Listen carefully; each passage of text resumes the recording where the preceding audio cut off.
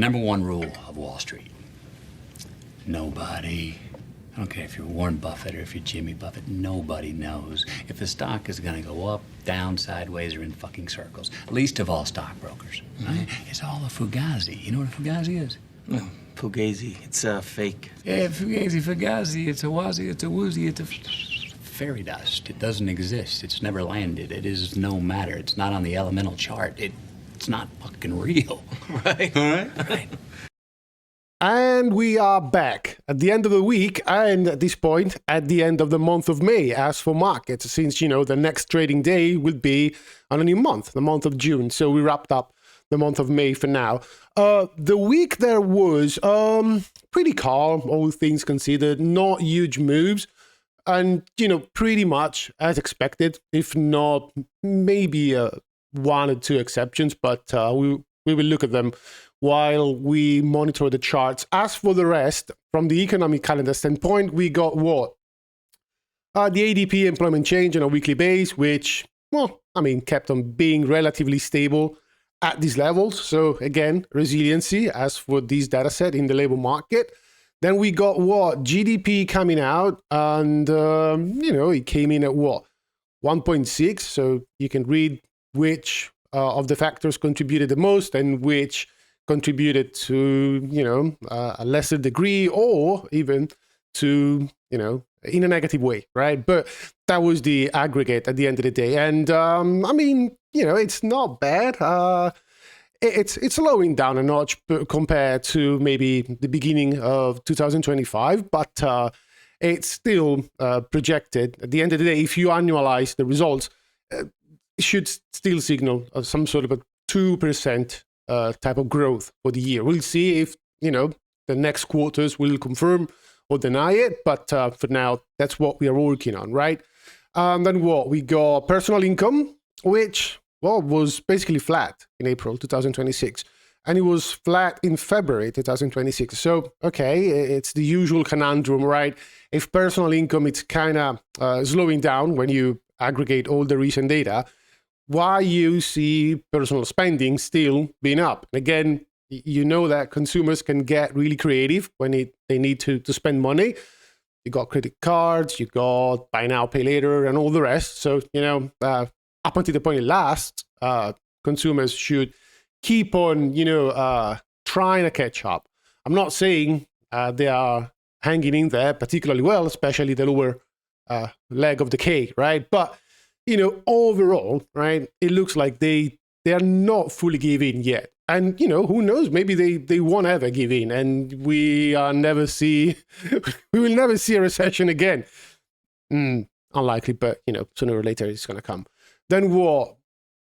PCE, so the core was kind of, stable, but, flat. I mean, if you smooth these recent monthly results, what was a little bit more concerning, maybe, it was PCE, as for, the monthly change.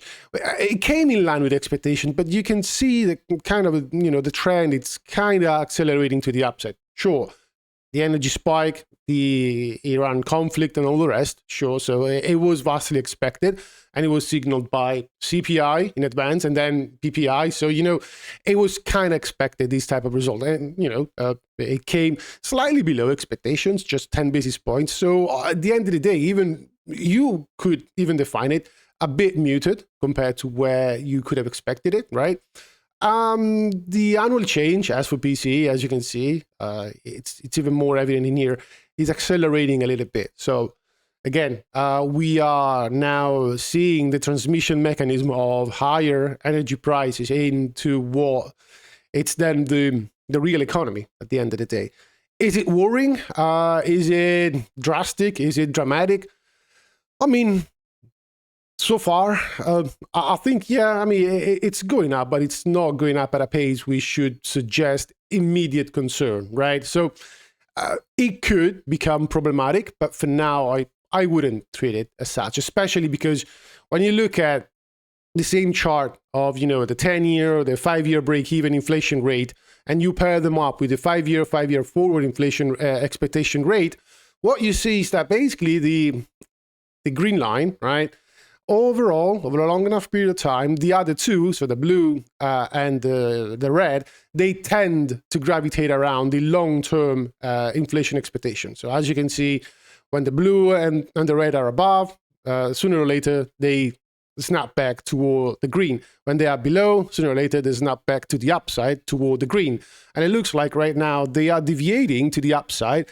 So if history is any good teacher, you would expect them to come back in line with the green. So the long-term type of expectations, right? And probably these will come in line with the situation in Iran being resolved, energy markets, mainly oil prices, getting back to normality. So, we'll see.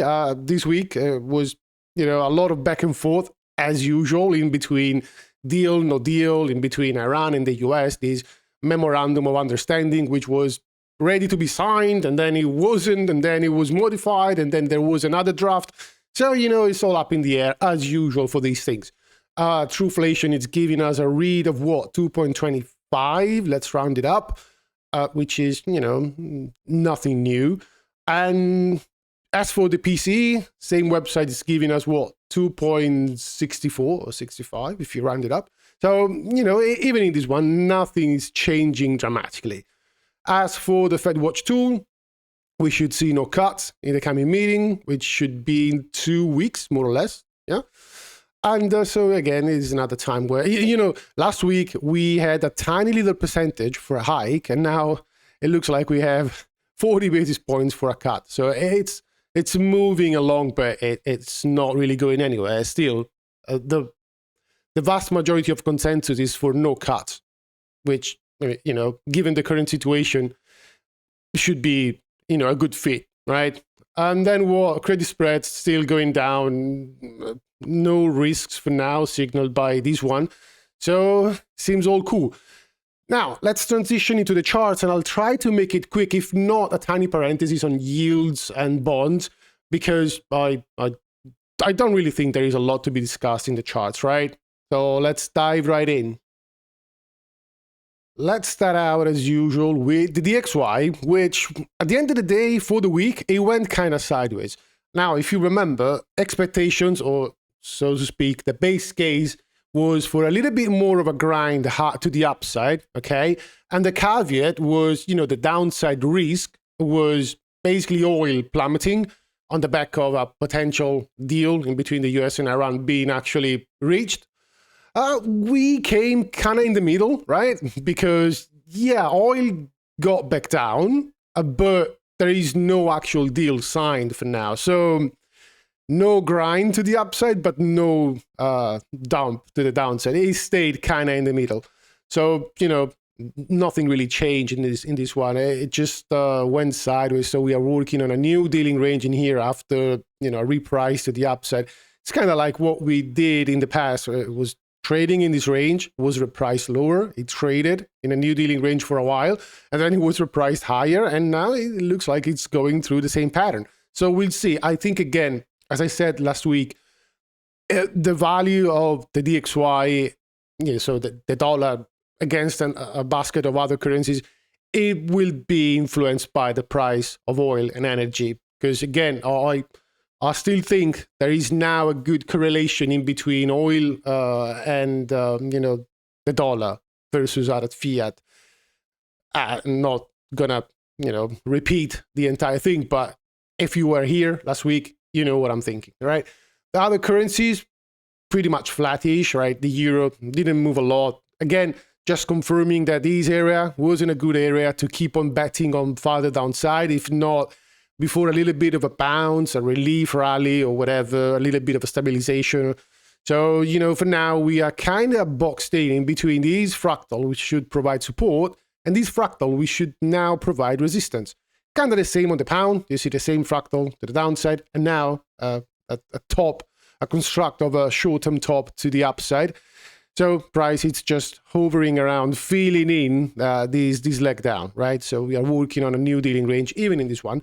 Japanese yen, again, drifting down again, but still kind of hovering around and above expected support. But as we said, it was hard considering how it was coming down aka drifting down, it was hard to expect something like this, right? A huge bounce as we've seen in the past after the first intervention from the BOJ. So again, interventions, at the end of the day, the market counts more. Same story, nothing changed there for now. Same as nothing changed in the others, right? So dollar Canadian still here. It kept on pulling down a little bit, retracing back this up leg. And yeah, a little bit of a bounce, basically from the same area, which provided the move to the upside in the past. We got back in the same pocket of liquidity and a tiny little bounce, but nothing more than that. Swiss franc still doing the same, slow grind to the upside, so nothing new there. Let's have a look at the others, which are basically unchanged. Chinese yuan still up, South African rand still in this sort of a reaccumulation, ascending triangle and whatnot. Indian rupee had a little bit of a bounce. This time around, it was, a little bit more of a sustained bounce, maybe on the back of oil coming down in a much more decisive manner compared to what we have seen in the previous week, where, oil was going up and down, but still in the upper side of the range. But we're going to look at that later on. Brazilian real, nothing to say. It's still, you see, sharp move up, go sideways, sharp move up, going sideways. So I would expect a bit more of the same in the next few weeks, up until the point something drastically changes in this one. So for now, nothing special. Which is kind of the same for the Australian dollar. It got this peak up of liquidity in here. It came back up, destroying this fractal, which was expected to provide resistance. It did for like 2 days, and then we are trading above it and maintaining above it. So should be bullish on this one up until the point we are told otherwise. And Russian ruble still going up, right? Now, let's close in on currencies and let's have a look instead at Bitcoin, which again, last week when I was recording, it was trying to break the swing low in here. And, two things, right? On one side, no, it didn't close below it, right? So it wasn't immediate continuation down. On the other side, what did I tell you? Look, once we break, or we try to break a swing like this, whether, it is close below, or like in this case, it was a swing failure pattern at the end of the day, but expect a little bit of a stitch up from these regions. And, it looks like it came. It came in a very good fashion because not only we, traded below it, but we didn't manage to close below and we immediately came back up. So, at the end of the day, both things throughout the week were confirmed to be true in the sense that we had the stitch up and then, since we were assessing the situation as weak, right? We had the market actually trading below the swing, closing below and now maintaining what? 1, 2, we'll see how Saturday closing, but almost 3 days below that swing low. We are now above this support right here. So again, it may be, assuming it keeps on going down, it may be a slow grind down, right? So don't discard any further pullbacks like we've seen in here, right? But, can't be bullish on this one at the current moment in time. If anything, I'm expecting a bit more of what we've seen so far, being very sloppy, a lot of back and forth, overall general weakness, because, we broke this momentum to the upside, and the move was faded and it's now rolling over. So the game is now, where is the next support, right? Now we are sitting above one, just here, right now. Another one could be at these levels. So, if we manage to break this area overall, which, it's not a bad area. I'm not expecting it to break and to give in right away. But if we keep on drifting down, the next level of support would be, I would say around here. 69, 68, something like that, right? Gold instead, gold is keep on eroding this liquidity to the downside, right? This area, this pocket right here. But look, every time we try to push into it, we have a little bit of a bounce. Now, this bounce for this week was, a bit more sustained or a bit more, let's call it impulsive than the others in the previous weeks, right? But again, at the end of the day, there was a lot, especially on Friday, which was given back. If you consider how the market bounced from here, it got back to what, 4,622, and it closed a hell of a lot lower at the end of the day. So you may say, well, I mean, maybe we filled these pocket of inefficient delivery in here, and now we are really ready to go down. Could be a read, I guess. Sure, I mean, up until the point you don't see something changing, in the sense that, you know, for now, you see that, yeah, sure, we are bouncing, but every single time we are bouncing and we are still trading in this downward channel. So up until the point you see something different, everything should be seen, in my view, in the context of a market which is bouncing and then again drifting lower. Could this change? Yeah, it could, but again, it's another one of these iterations where I will see it. Oh, sorry, I will believe it when I see it. Now, again, that doesn't change a lot for the long-term view I have on gold. I think, you know, over the long term, if you start to think about it in terms of months or years, yeah, I think it's still a good pick for a portfolio. But for now, I mean, especially if you are trading it on a short-term base, I wouldn't be so confident in taking longs for, you know, a good holding period when it comes down to the time you want to stay in that long, right? But, you know, again, up until the point it can maintain above this pocket right here, still can be saved. But I don't like the fact that we are still making lower highs, right? So, again, is it in limbo? Yeah, I do think it's still in limbo. The other metals, same thing. I mean, silver didn't move a lot this week. Kind of the same as gold. It's still eroding that pocket of liquidity which was anticipated support. No decent bounce off of it. So again, the more it stalls, the more I would see it as weakness, right? And yeah, the others are kind of the same. Both palladium and platinum. Platinum, it's kind of, again, dead. It's not going anywhere. Palladium, it's a bit more on the weaker side, right? And, you know, on the other side of things, copper, it's still decently bullish, in my view. So again, even in these, nothing really changed around this week. So let's have a look instead at oil. Interesting, right? Oil opened the week basically in here, right? Little bit of a push down, then a bounce back into what? The EQ of the long-term range we identified at this point, maybe a month or more ago. Testing to the EQ and down it goes. And at the end of the day, it came back down to where, well, I think it is range low at this point. Yeah, it's the low side of the range. But, you know, we are below 90 at this point. And, you know, it's been a while since the last time we were in here. I think it was in April, April 22, but basically this week right here, right? So middle of April, right? Kind of like that. And, you know, we spent a lot of time going up and staying at relatively elevated prices. And now we came back down toward those same levels. Are we out of the woods? Well, no. Again, I think a lot of relief in the real economy, or just, you know, from a sentiment standpoint alone, would be in the cards if we can trade and sustain below 85, I think. So breaking down below, range low, and being able to sustain below it. So basically the opposite of what we did in here, where we did trade below range low, but immediately we got back into it and been revert all the way to the other side, right? So again, don't discard the fact that, you know, by the nature of range low, you should expect what? Tiny little bit of support being provided by this pocket of liquidity.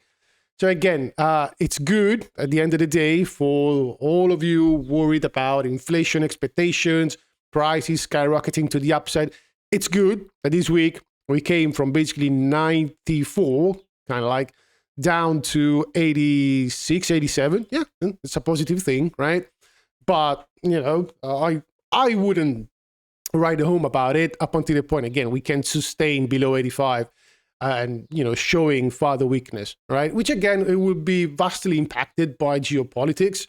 So just Just wait it out. It takes one headline, one piece of news, one claim, one press conference, and this whole thing could go high wire once again. Both ways, actually, right? So again, this is the environment we're living in, right?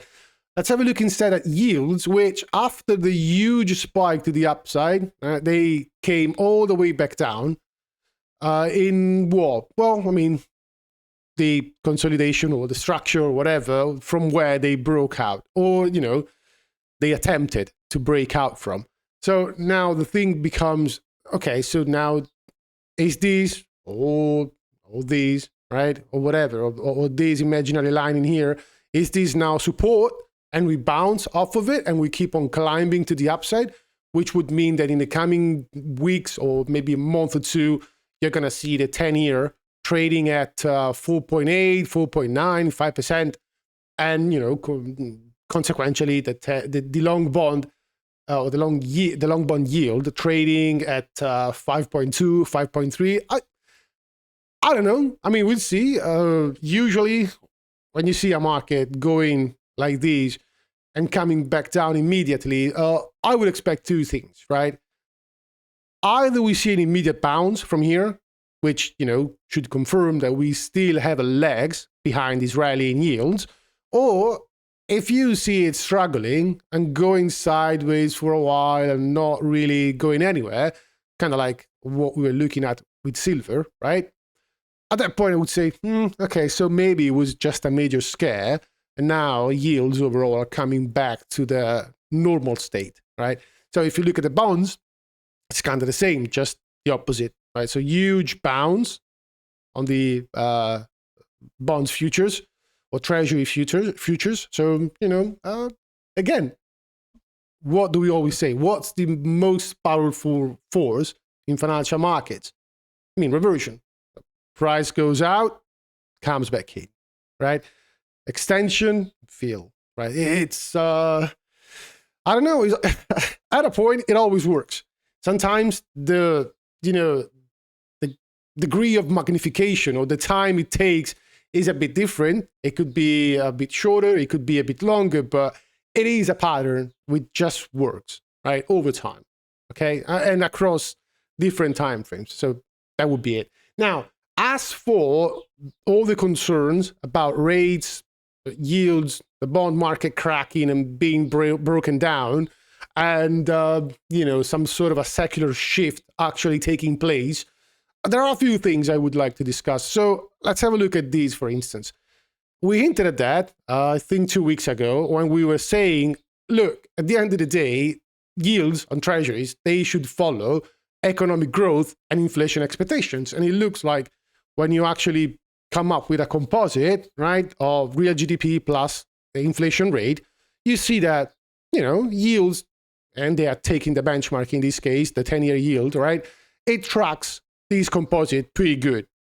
Now, if you look closely, what you see is that right now, nominal growth is around 6%, right? While instead the 10-year yield is where? Currently closed at 4.4, right? So, I mean, again, over time, there should be some sort of a 77 points delta in between, you know, the composite and the yield, right? So if we imagine 6.4, it's the current nominal growth, right? You subtract 77 basis points, and that's where the 10-year yield should track, which give you a result of around 5.3. So you could also make the argument that actually, you know, as scary as it might look, the 10-year yield is actually undervalued. It should be a bit higher than where it is now. So, you know, we'll see about that, but it's something which you will be able to observe over the long enough period of time, all right?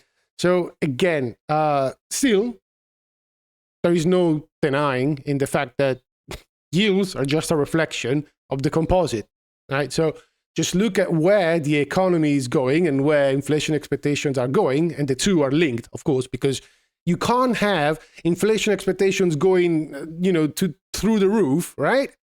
If you have the economy going down the toilet. Those two things, they cannot go hand in hand, right? Like if you have a recession, would you expect inflation? No. But if you have a boom in the economy, would you expect inflation? Yeah. Right? So it's kind of the same, but it's another one of those things that when you start to look at it over the long term, it kind of works, right? And actually, it works pretty good. Okay. Now, then what? We got these. So it's a bit old in the sense that this is something which is going around for decades now. So the Fisher decomposition, it's basically tells you what is driving rates or yields. And you see the components are basically two. The real interest rate, right? So the compensation for, you could call it the opportunity cost, right? So compare your choice. When you have money or savings to be allocated as an investment, where would you put them? In a treasury bond or in the real economy?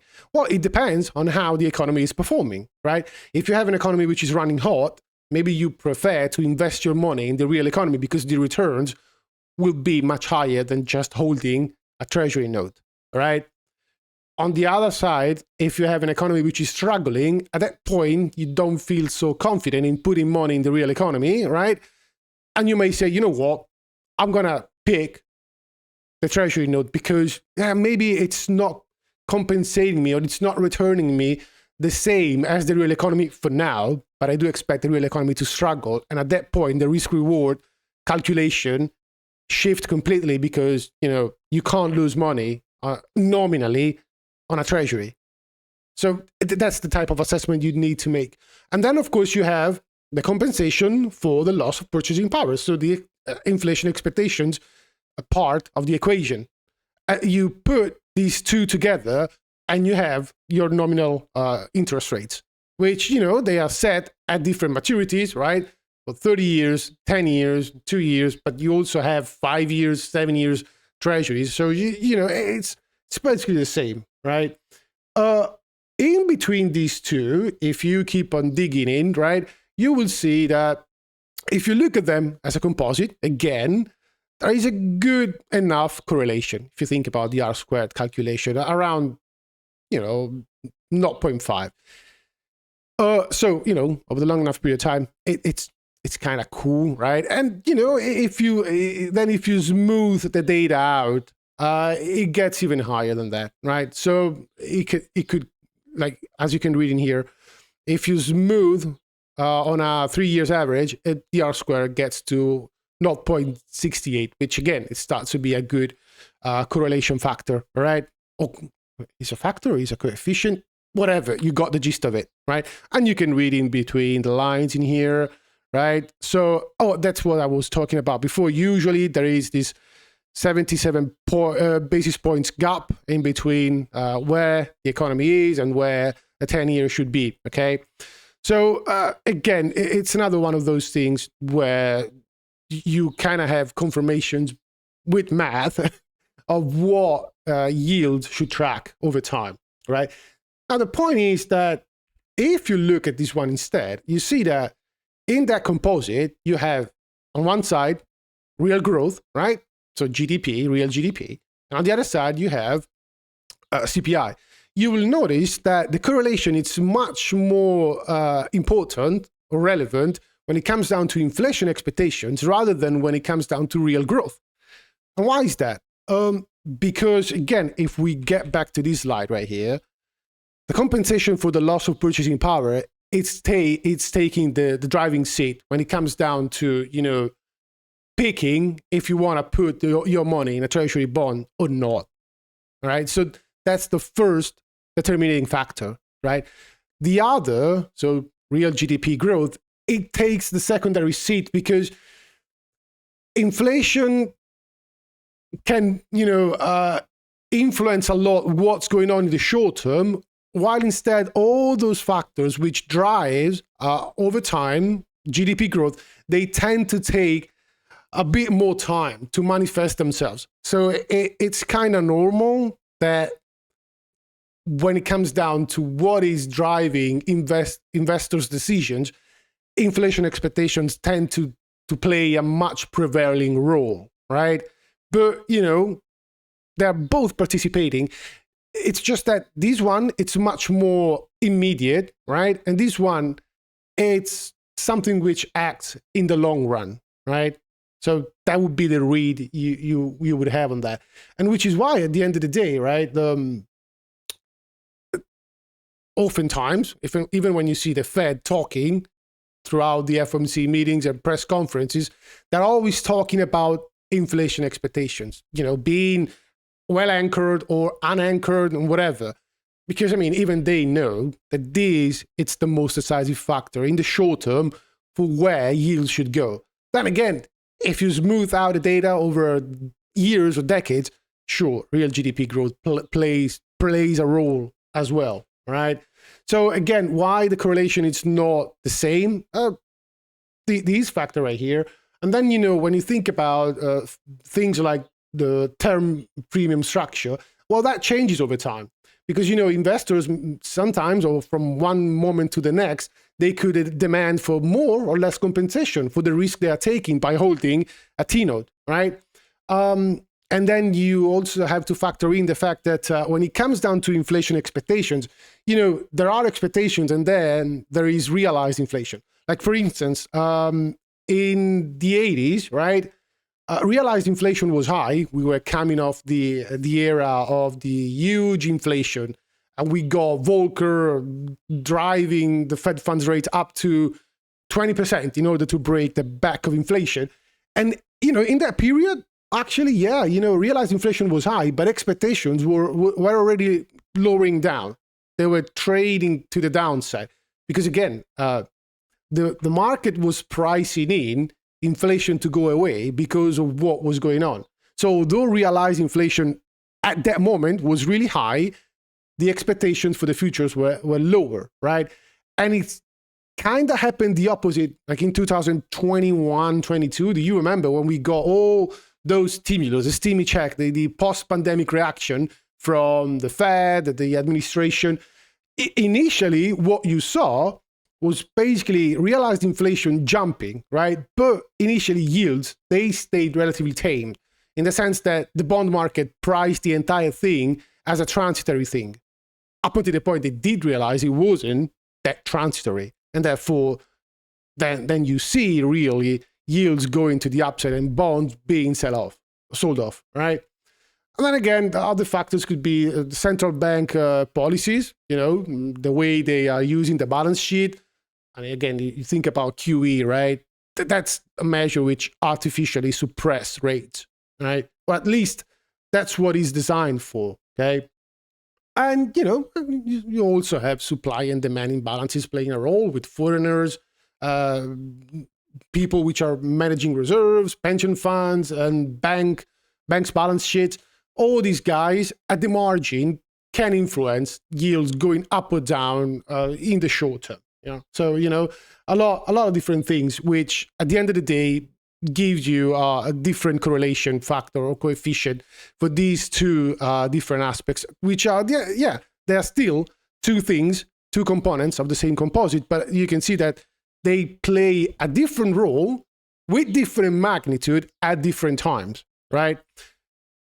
Now, here's the part which for me is always the funniest, which again, it's the debt. The deficit. Yields should skyrocket because we got too much debt. Okay?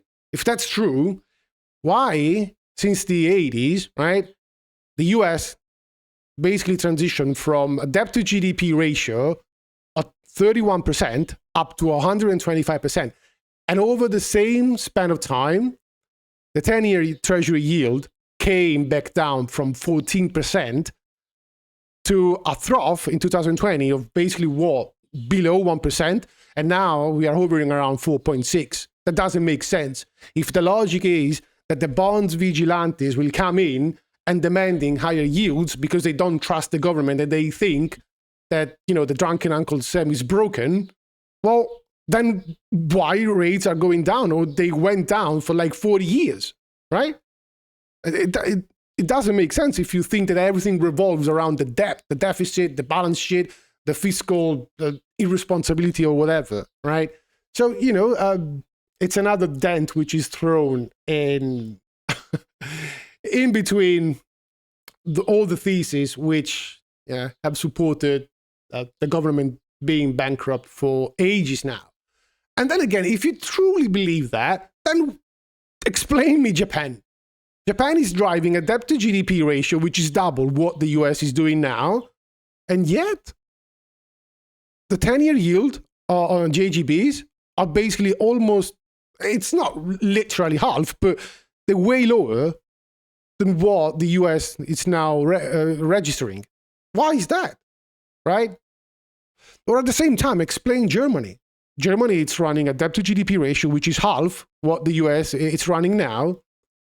But if you look at the yield on, I think it's a Bund, right, the 10-year German treasury bond, it's 3.13.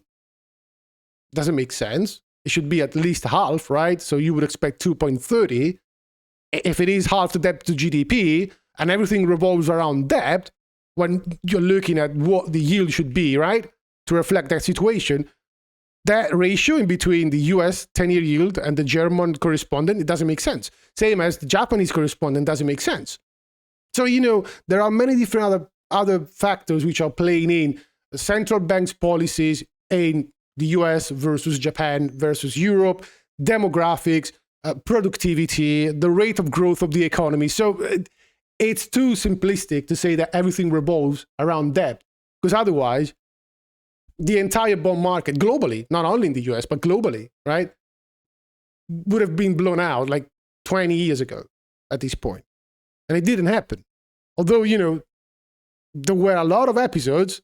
The most recent one, I think it was in the UK in 2023, when the gilts market just, was freezed. But then again, it's the UK, a failed nation now.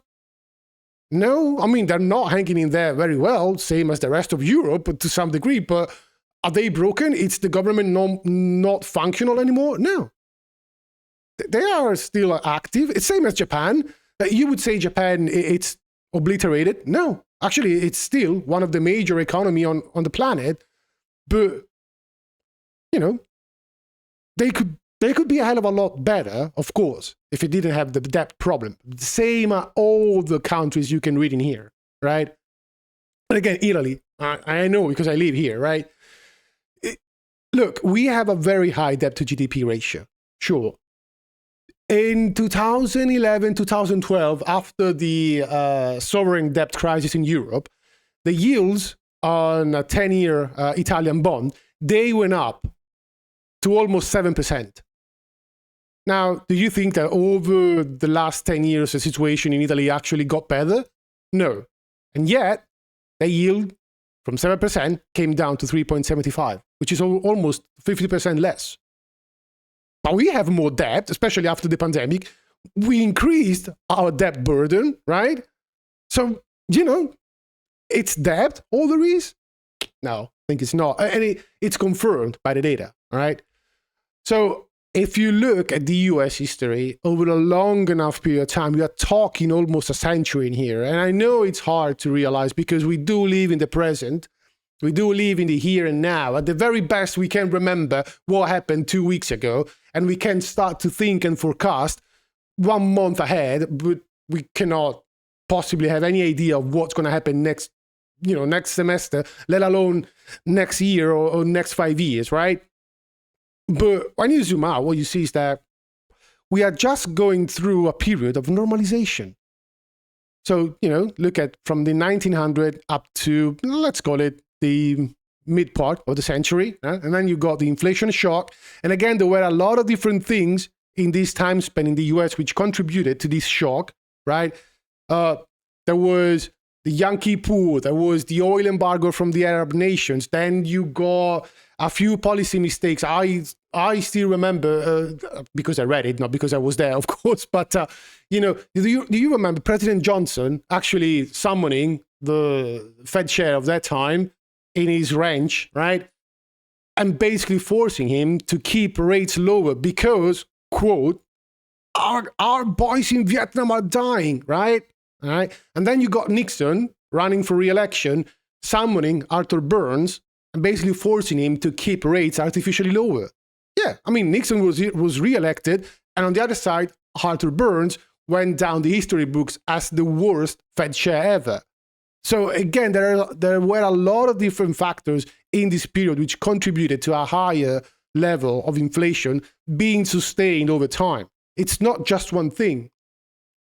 And sure, it wasn't just the debt, because again, 65, when it started out,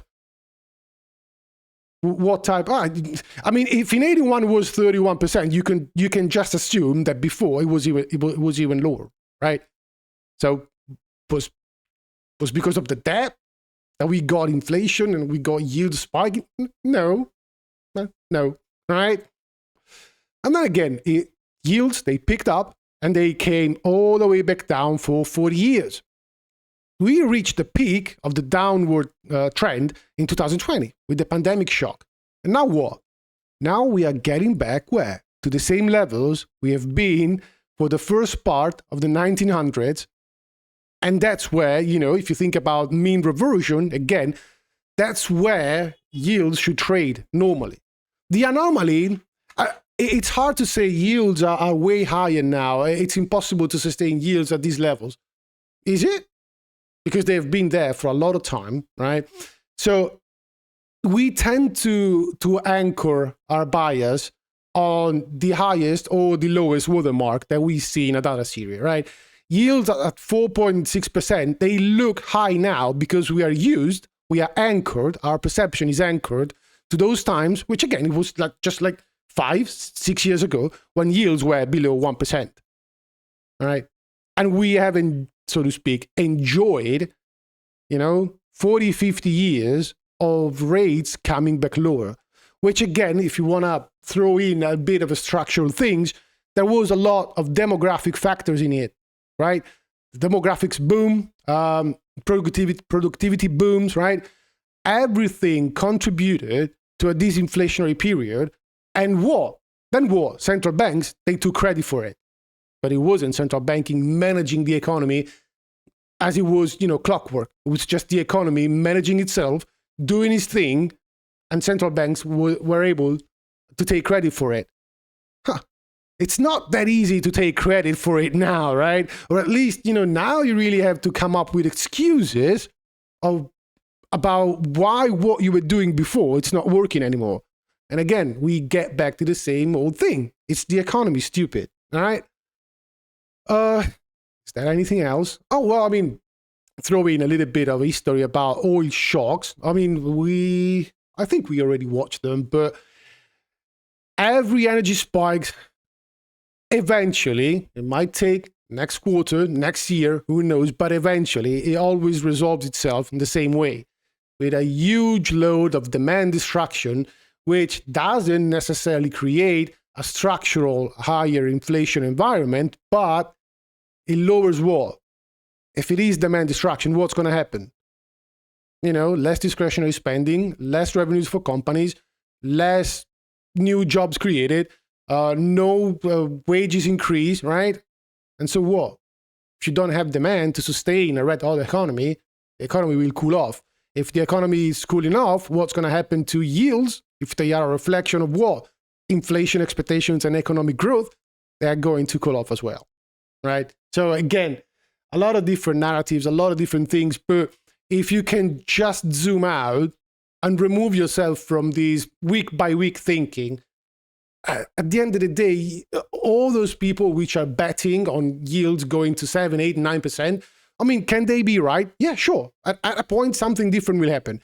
It's the way I see it, it's just hard, or at least it's a very huge and dangerous bet when you bet against 60, 70, 80 years of history and financial realities, right?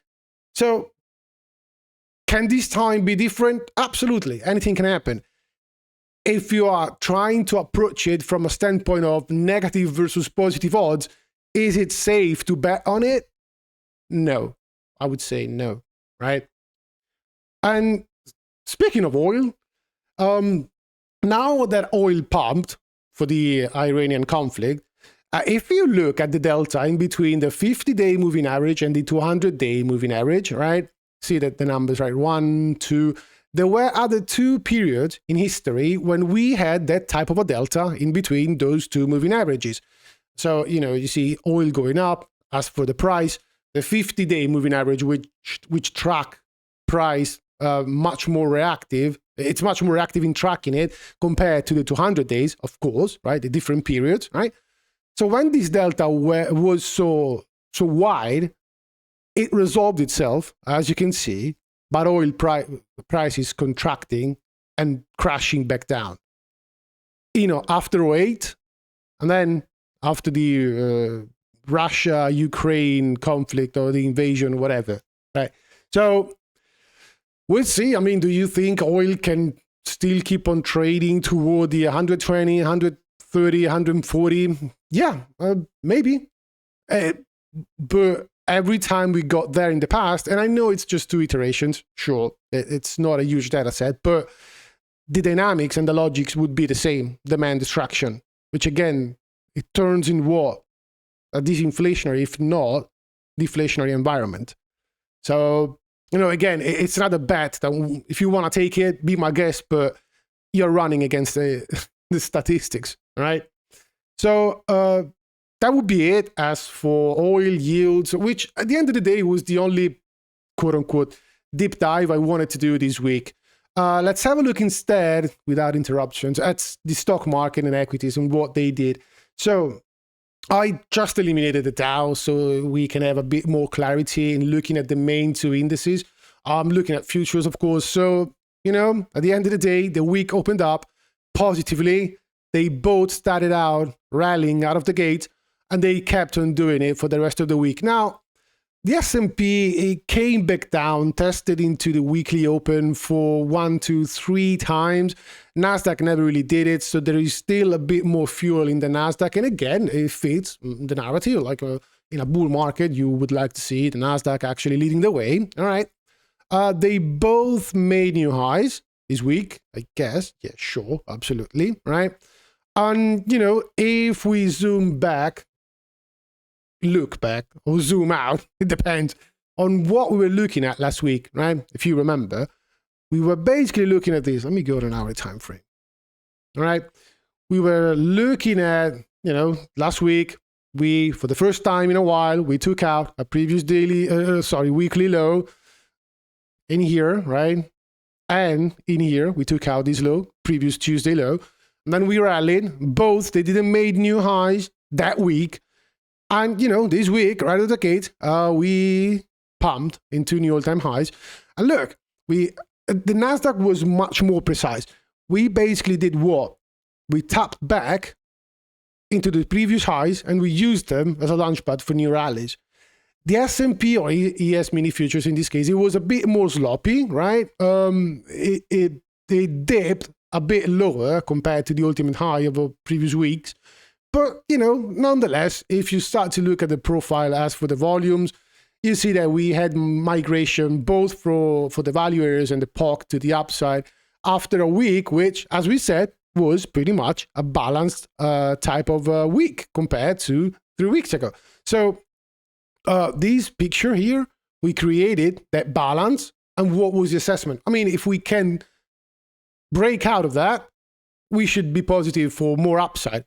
And again, as you can see, S&P is a bit sloppier, sure, but look at the Nasdaq, right? 1, 2 taps, and then up it goes. So it looks like we attempted a breakout of the balance, and that should be bullish, right? The other two, well, they followed along, I guess. Even the Russell, it came up, new highs. The Dow, new highs, and then it pulled back a bit, but it closed relatively near the highs of, printed on Monday, actually. So, yeah. So, again, it's still bull market, all right? The only one thing you would maybe want to look at, it's this statistic for 8 weeks consecutive gains, right? So, 8 consecutive weekly green candles, right? Now, sure, that data set is taken for the S&P alone, right? But it doesn't happen, very often. It's not to say that it never happened before, but it's, as you can see, it's not something that happens every single year, right? It's not even the maximum type of weekly gains consecutively, right? The maximum would be 12, which happened in 85, right? But when you start to get up to 9, it's a good stretch, right? But the important thing is what happens after 8 weeks of consecutive gains. And these are the stats, right? 1 week later, 4 weeks later, 12, 26, and a full year later on. And if you start to look at both the median and the average, what you can see is that the majority of the time, returns in the futures are positive. And yeah, sure, you are going to have a market which would most likely keep on going higher, right? So really, if you look at the other layout, market is still bullish above all major moving averages. Still, yeah, we are working on that, sell signal on the MACD, but sure, limited upside maybe. We didn't have dynamic expansion to the upside, but still it went up. It was just a slow grind maybe, but it kept on going higher. So I would say keep on trading it as it was for the past 3-4 weeks. It's not even 2 months. So that being said, a little bit of a shortened video this week. I wish you well, and as usual, be nice and be cool. We check in next week. Let me tell you something. There is no nobility in poverty. I have been a rich man and I have been a poor man, and I choose rich every fucking time. Because at least as a rich man, when I have to face my problems, I show up in the back of a limo wearing a $2,000 suit and a $40,000 gold fucking watch. Fat boys, duke it out! Hit him! Hit the fuck off of me! Now, if anyone here thinks I'm superficial or materialistic, go get a job at fucking McDonald's, because that's where you fucking belong.